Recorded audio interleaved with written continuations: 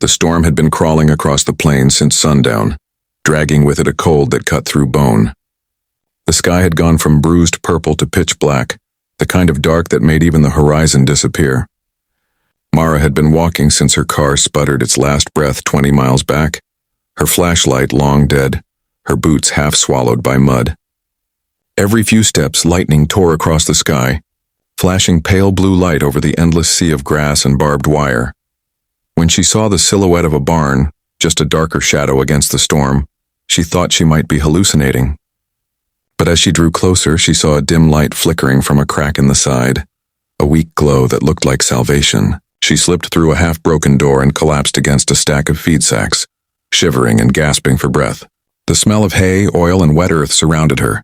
Her hands trembled so hard she could barely pull her soaked jacket tighter around herself. She sat there for what felt like hours, trying to rub warmth into her arms. The wind howled through the cracks in the boards, each gust rattling the old structure as if it were alive. Somewhere outside, a horse whinnied, restless from the noise. Mara's stomach clenched. She hadn't eaten since the morning, just a stale granola bar she'd found at the bottom of her bag. She was on her way west. She didn't even know where exactly. Somewhere warmer.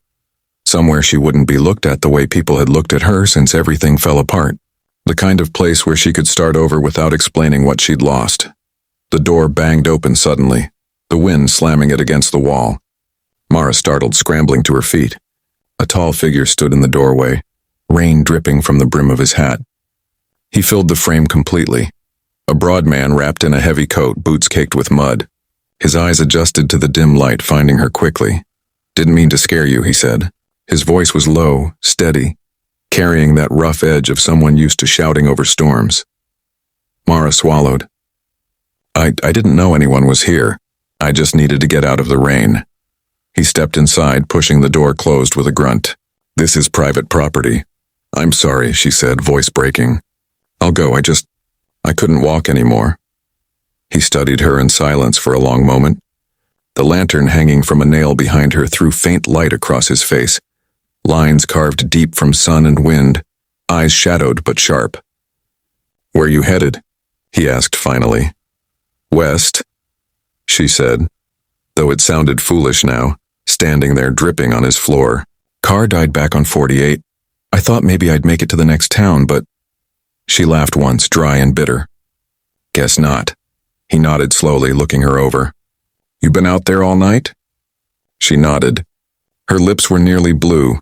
He reached into his coat pocket, pulled something out, and placed it on the crate beside her. A $1 bill, limp and damp around the edges. "That's all I've got on me right now," he said. She stared at it, $1. It wasn't the amount that struck her, when it was the gesture, the absurdity of it. It was a reminder of how far she'd fallen. From someone who once handed out tips like that without thinking, to someone standing soaked and desperate in a stranger's shed. Her throat tightened. "What's that for?" she asked, though she wasn't sure she wanted to hear the answer. "Shelter," he said evenly. "If you're staying even for an hour, you'll pay your way." Her breath caught. I don't have anything." He nudged the bill toward her. "You do now." She looked at him, really looked, and saw no cruelty there, no smirk, no mocking. Just a man who believed in his own kind of fairness, however strange it seemed. Her pride warred with exhaustion, but in the end, hunger and cold won out. She picked up the $1, fingers shaking, and folded it carefully. "Please," she whispered, "just do it quick." Something flickered in his eyes. Not anger, not pity, but something quieter. He reached out slowly, took the bill back, and tucked it into his pocket again. "No," he said, his voice barely louder than the rain outside. "That's not what I meant." He turned away, hanging his hat on a nail by the door. "There's a blanket in the tack room," he said. "Get yourself warm. We'll talk when the storm passes." Mara stood frozen, her heart pounding, the echo of her own words still hanging in the air like smoke. She had been ready for cruelty, for trade, for the kind of bargain the world had taught her to expect.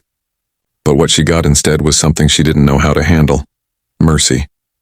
She sank back onto the crate, too exhausted to cry, listening to the sound of the rain and the quiet rustle of the rancher moving about, tending to the horses like it was any other night. The rancher didn't say a word at first. He just took the mare's reins gently, his movements slow and sure, the way a man moves when he's known too many years of work and silence. Clara stood there, still turned halfway away, waiting for that single, merciful gunshot. She gripped the fence rail until splinters bit into her palm. The wind carried the faint sound of leather creaking, hooves shifting, and water trickling down by the creek. But no thunder of finality came. Instead, the mare let out a soft snort, the kind a horse makes when it smells something unfamiliar but safe. Clara frowned and turned, one hand shading her eyes against the sun. The old man was leading the animal toward the stream that cut behind his pasture, his shoulders hunched but steady. For a moment, she didn't understand. Maybe he was finding a spot away from her to do it. Maybe he just wanted privacy for Mercy. She followed at a distance, the crunch of her boots in the dust the only sound between them. When she reached the creek bank, she stopped short. The rancher had his jacket off and laid beside him. The mare stood knee-deep in the cool water, head low, sides shivering. The rancher was rinsing a rag, the fabric stained dark with blood and mud. He pressed it against the mare's wound and she flinched but didn't pull away. Clara took a step closer. What are you doing?" He didn't look up. "Cleaning it. Infection's what'll kill her, not the cut."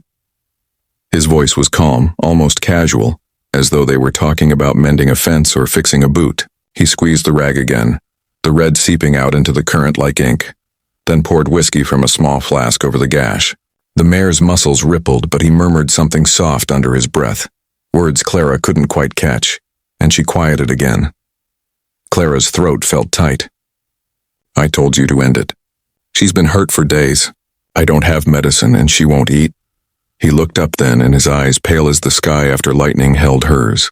"Then you came to the wrong man for killing," he said. "I don't put down what still fights to stand."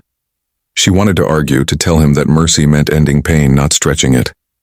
But watching him work, the care in his hands, the way the horse responded to his touch, she felt something shift inside her, something she didn't want to name. He tore his shirt sleeve clean off, using his teeth to rip the seam. With deliberate precision, he wrapped it around the mare's flank, tying the fabric snugly above the wound. "There," he said softly, patting the mare's neck. "You keep that clean and she might surprise you." Clara sank down on a smooth rock nearby, her legs trembling. The dollar still burned in her palm. "You paid me for her," she said weakly. "She's yours now."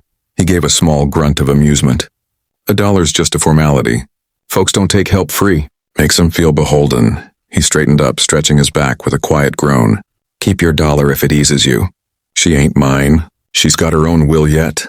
The words settled between them like dust after a storm.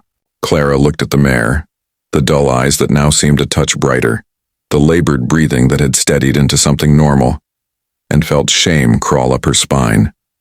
She'd given up too soon. She'd come here ready to let go of the last thing she had left from her late father's ranch, the last living piece of a life that used to feel worth something. The rancher stepped out of the creek, water darkening his boots. He picked up his hat from the grass and brushed it off before placing it back on his head. "There's salve and feed at my place," he said, nodding toward the low hill beyond the cottonwoods. "You can bring her by tomorrow if you've got the grit for it." Clara blinked. "Why would you help me?" He shrugged. "Because once upon a time someone didn't give up on me either." For a long moment, neither of them spoke. The sun was sinking now, gold spilling across the water, catching in the mare's mane like threads of fire. A hawk circled overhead, silent but watchful. The world felt still, fragile, as if any sudden move might break it. Finally, he tipped his hat again and turned toward the trail. His boots left deep prints in the damp soil. The mare whickered softly, nudging Clara's arm. She reached up and stroked the animal's nose, her fingers brushing the coarse hair. It wasn't warmth she felt exactly, more like a pulse, a reminder that life, for all its hardships, still pushed forward. She looked down at the dollar in her hand. It was crumpled, sweaty, almost weightless, yet somehow it felt heavier than gold. She folded it carefully and tucked it into her pocket. "Come on, girl," she whispered to the mare. "Let's see if we can surprise him." And for the first time in a long while, she smiled.